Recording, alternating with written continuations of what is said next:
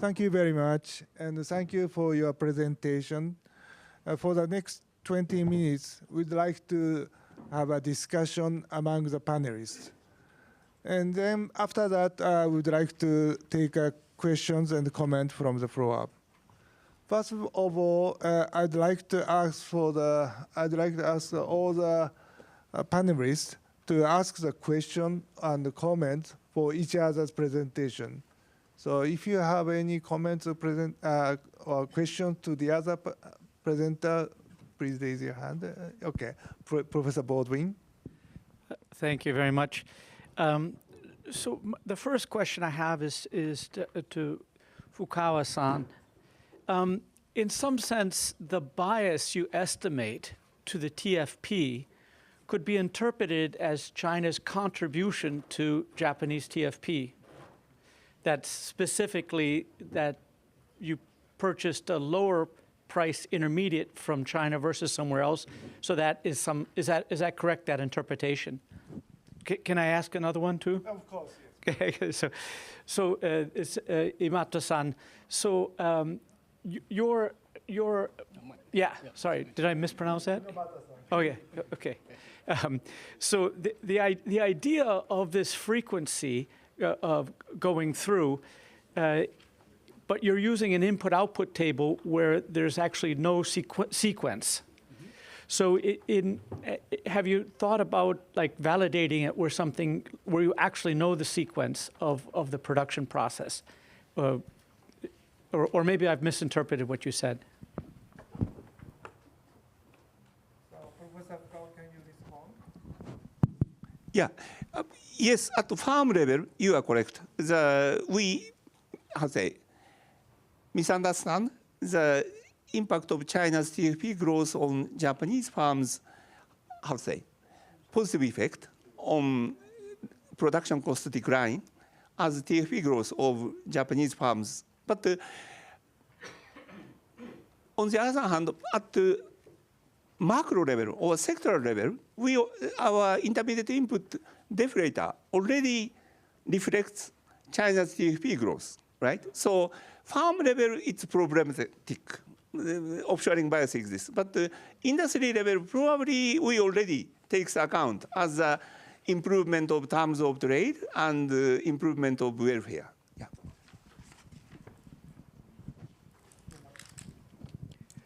Okay, thank you, Richard. Actually, with the input table, Leontief investment matrix can be decomposed into the Taylor series of each layer representing a different propagation sequence. So actually, we can trace the sequence of production.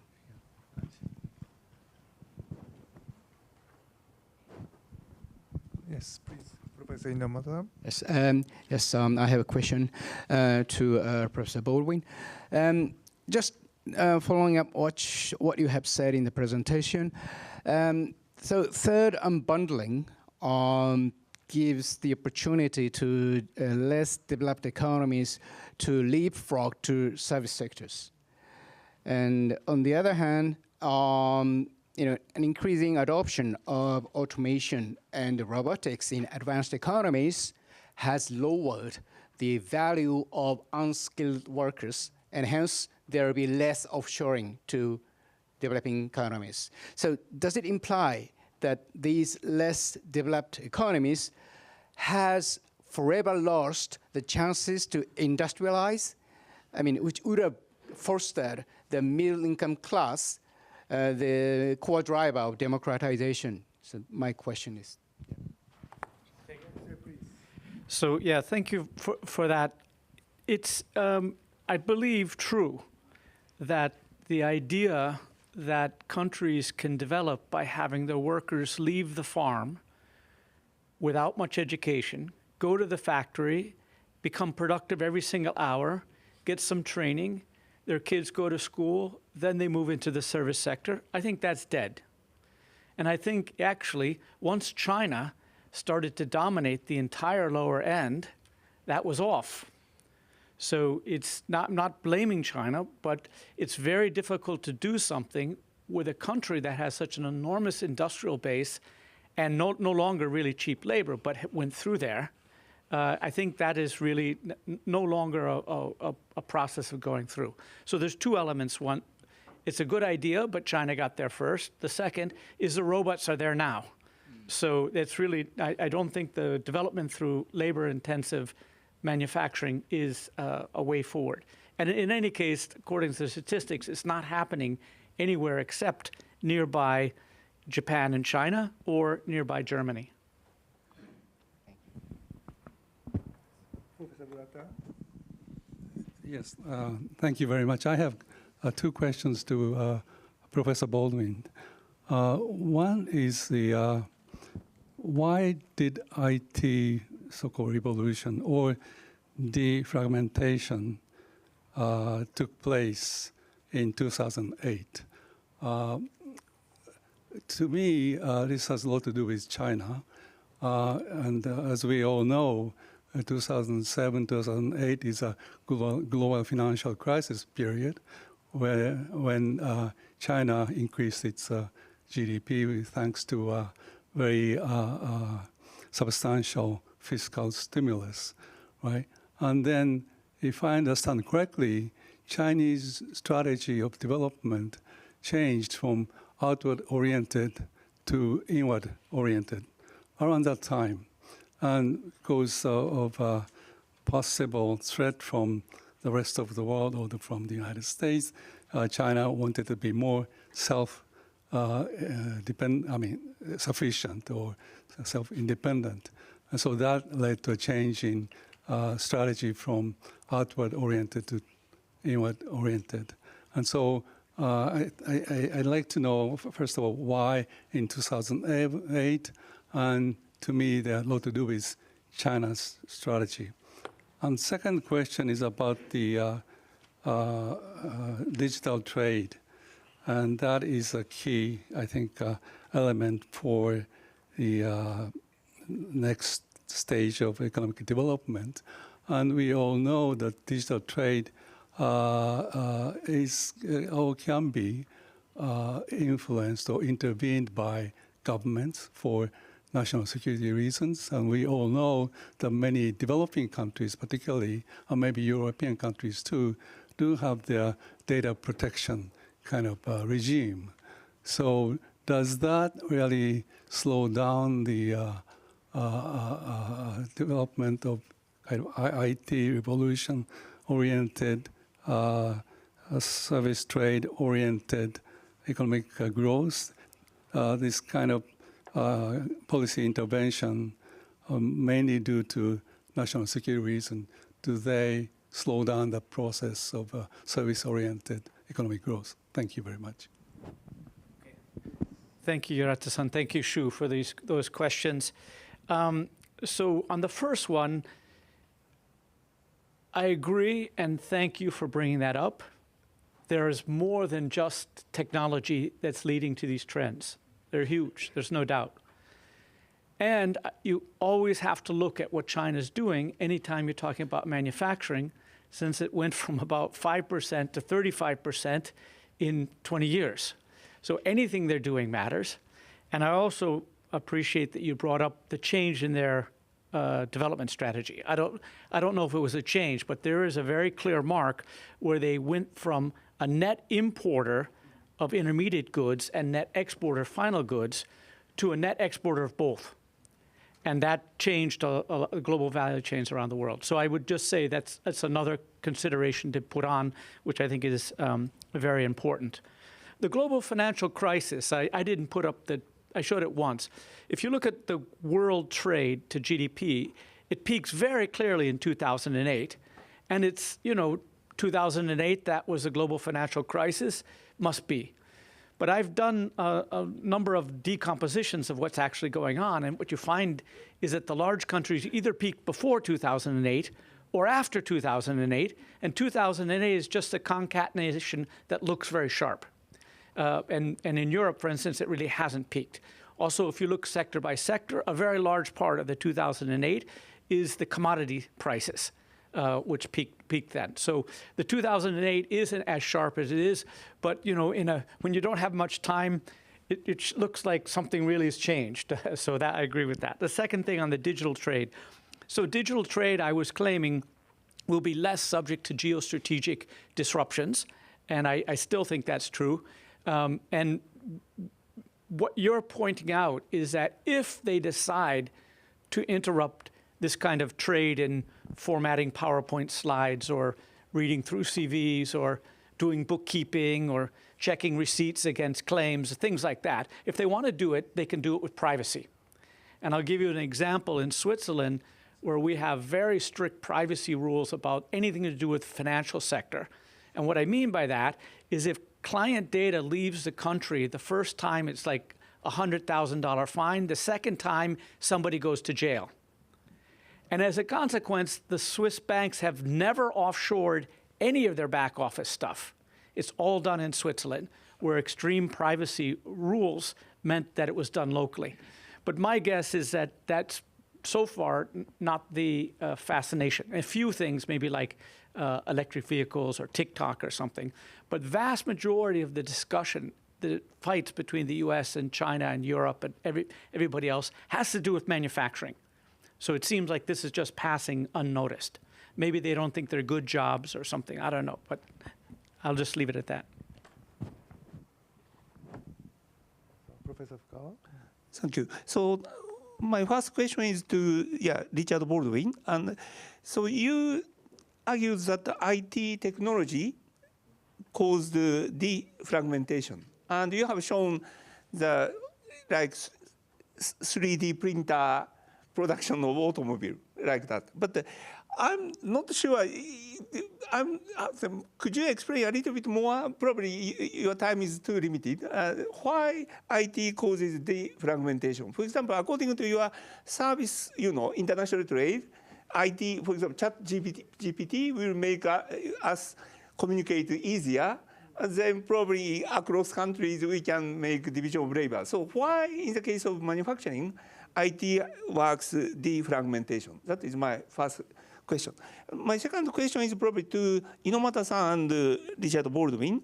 So now we are observing random tariff, by Trump administration, and sometimes very high tariff rate, and it will substantially reduce the international, fragmentation, division of labor, and also location abroad. That kind of mechanism we observed. So how do you think, it's difficult to expect what's coming on, but what is your, expectation about, like, for example, INOMATA-san's pass-through frequency will substantially decline by this type of policy? And also, Richard Baldwin, how your scenario will be changed by what's going on? At least we face next 2 years or something like that. Should Satoshi go first? Okay. Actually, usually input-output analysis is just to show a snapshot of what's happening now, and it's not very suitable to foresee the future.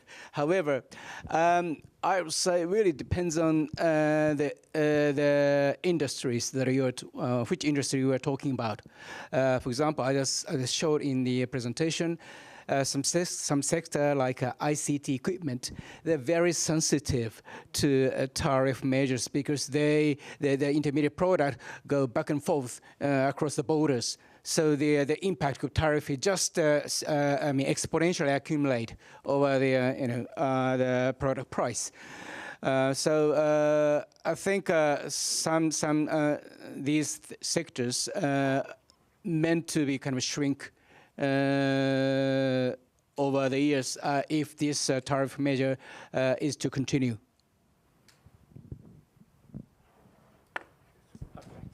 So let me talk about the geopolitics, which I would have loved to talk about the whole 40 minutes, but I'll say it very clearly. So first of all, we do not know what's going on.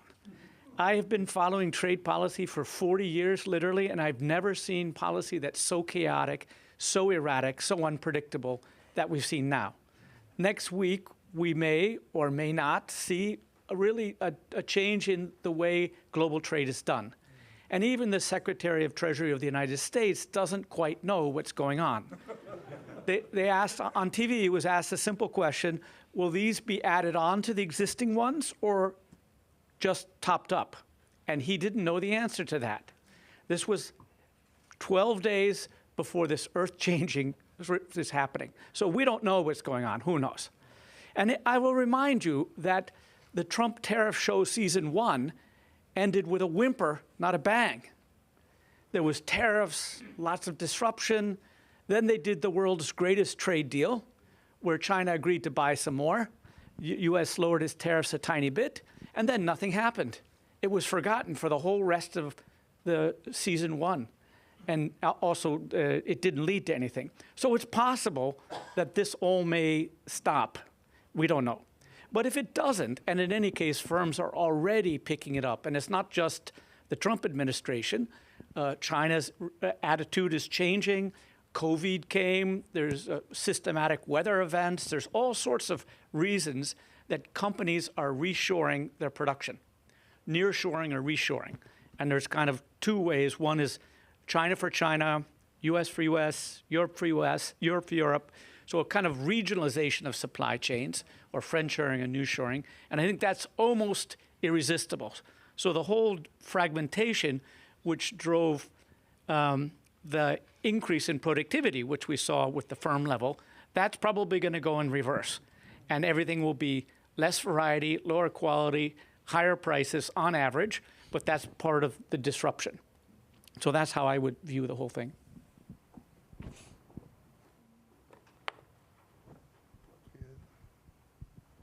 So initially, I'm planning to ask a question to all of you, but I think I got a lot of questions from the, not only floor, but also from the audience outside. So I would like to move to the Q&A session from now. And first, I would like to ask you, the participant in floor, do you have any questions or comments? So if you have, please raise your hands and. Okay, please. All right, I can speak loudly. Okay. Right, he has to use microphone, otherwise interpreters cannot hear. Please give the microphone to the speaker. it's been increasingly important compared with manufacturing. So if you're the president of the United States. Yeah, probably because translator. All right. Sorry, I'm sorry. A quick question for Richard BALDWIN. You just mentioned that the service has been increasingly important than manufacturing. So if you are the president of the United States, so given the limited resources, should the United States focus more on the service development or focus more on the reshoring of manufacturing? Yeah. Okay. Well, first of all, there's no chance in the world that he would ever listen to me. But in any case, let me round out that question a little bit more. I think many countries in the world, including China, including the United States, are overemphasizing the importance of manufacturing. It is a long-term historical trend that manufacturing becoming less and less important in the economy in terms of employment, in terms of value added, whatever you want. Now, manufacturing is important in national security, and there's no doubt about that. And some of the elements, there's always been an exception in trade policy, industrial policy, for things made on farms and arms. Farms and arms. Hope you like that one. And apart from that, I think it's a mistake to view that as the future of the economy for anybody, but especially from the United States, which is pretty much at the frontier.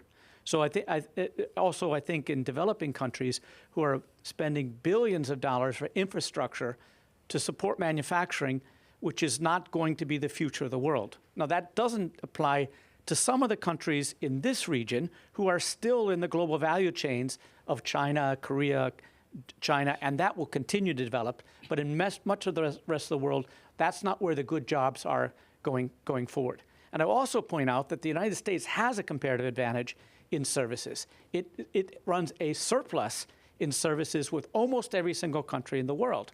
So in fact, it already has developed competitiveness in services. But thank you for asking that question.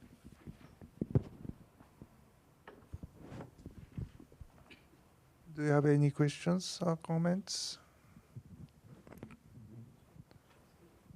So if you not, maybe I would like to move to the question from the audience. So first one is this is the question to all panelists.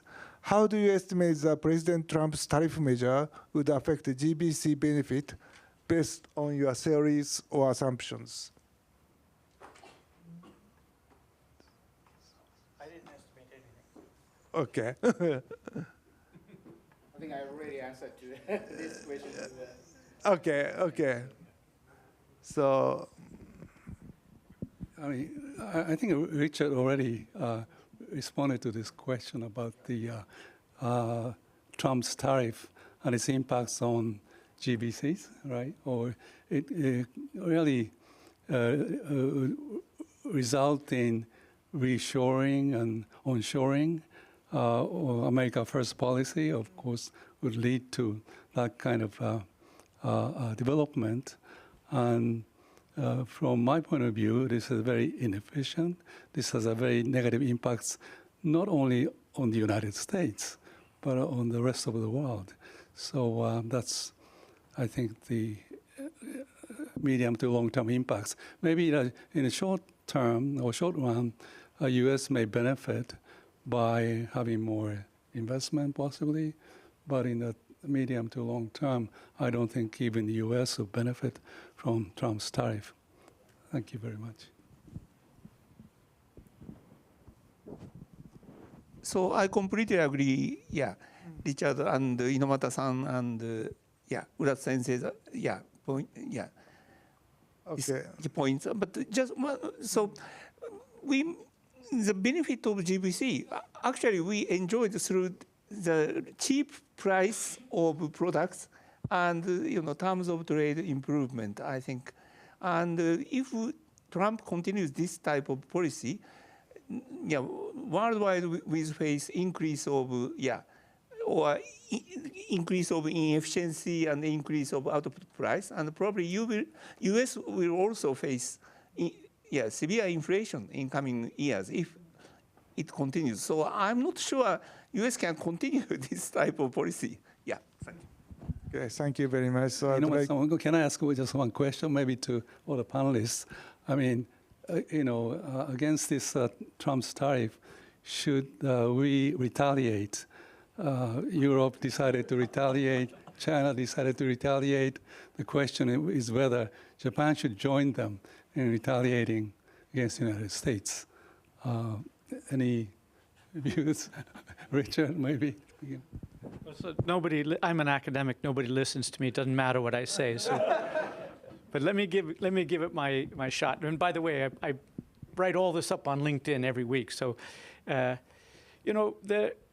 what's going on in the Trump administration is sometimes called the mad dog strategy, which is highly irrational, highly erratic, and dangerous.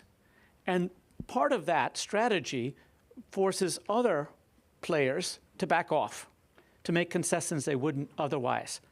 And the counter to the mad dog strategy is to have very clear red lines, remain calm, and avoid escalation. That's the idea. But you still may get bit on the leg. But if you get started too exciting, then it's more likely you're going to get bit. So what Europe is doing, I think, is correct, is calling this out as a violation of WTO rules, retaliating against it, recalling to the world that retaliation is the heart and soul of the international legal system in trade. So if you subsidize, I retaliate with a countervailing duty. If you do something unfair and dumping, I retaliate with a countervailing. If there's any other violation comes with a retaliation. And as long as everybody starts staying to the rules that say, according to the WTO, if somebody else does something that's in a violation, I can retaliate. It's measured and that. As long as that stays, I think it's important to do that because if nothing else, mad dogs don't respect weak people. And the second is that retaliation should be measured and always less so that as to avoid escalation and certainly avoid something that's deeply disruptive to his political climate. But in any case, not retaliating is not a issue. So if I can ask you a question, as I understand, Japan didn't retaliate at all during the first season of Trump, the first administration. Is that correct? Mm-hmm. Yeah. Okay. Well, if I understand correctly, I think in order for Japan to retaliate, we have to change the foreign exchange law. I mean, legally, we are not able to retaliate. So there are some discussions about revising this, foreign exchange and investment law. So, legally, we cannot retaliate. But there are people who are arguing in favor of doing this. Well, so then the answer is easy. If it's illegal, don't do it. So please.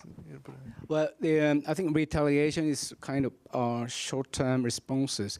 But if we just can talk about long-term perspective, I think what is most important is to develop the, a deterrent capability. Deterrent capability. For example, say, enhancing the strategic indispensability is one of the crucial aspects of raising deterrence power of Japan. So, or also, say, collective security measures like, the advanced communication system between like-minded countries is really makes these countries more deterrent against any forms of economic coercions. So this kind of aspect should be more promoted than immediate response in terms of retaliation. Okay, thank you very much. And I got a specific question to the Dr. Baldwin for the. So, how do you think the growth in decarbonization needs affects the trade profile and the productivity growth in the emerging nations? While demand increase for clean tech products in developed nations might induce export from the emerging markets, but export of hydrogen or critical mineral might lead to a Dutch disease. So this is a question for one of the questions. Can I get a different question? I don't know anything about that stuff. Okay. So the other one is that for production of the automation technology and the other IT technologies which promote localized manufacturing, do you think the producer market would be monopolistic by US tech giants or fragmented among variable nations like what we had observed in GBC manufacturing? Do you think it's a good question for you? Yes, I think so. I mean, the basic idea is that unless there's a reason to make it far away, which in this world means there's a lot of labor involved, then it'll be made a little bit everywhere, and therefore not agglomerated, exactly not agglomerated. And so there may be some loss of agglomeration economies, but I think we are moving away from some of the extreme concentration that we've seen in particular intermediate inputs. For example, like in semiconductors, I understand there's one place in the world that makes the silicon necessary for the highest end chips. And that kind of extreme centralization will tend to go away. I think that's the tendency.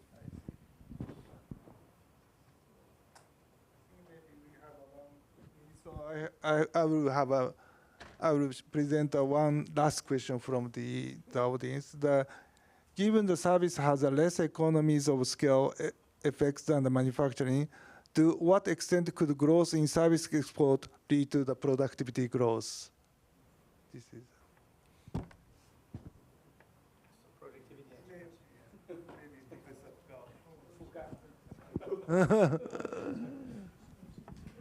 I think based on this, improvement of digital technology and AI, I think the productivity growth in the service sector will be quite large. And whether it occurs within each industry, which,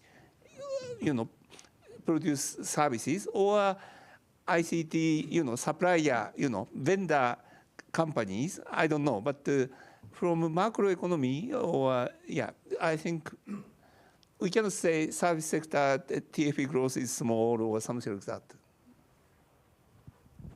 Oh, thank you very much. So I have so many questions, but I don't think we can cover all of them. So now I'd like to close the session, and thank you very much for all the panelists. And also thank you very much for all the participants. And in the last part, I would like to say that on behalf of the organization committee, we are very much glad to have a very much active participation of all of you, and a lot of good papers were presented in this universe. And especially the Professor Van Naak, you have a very much strong leadership to successful group and successful conference this time. So I'd like to thank again. I would like to thank again for the Professor Van Naak for.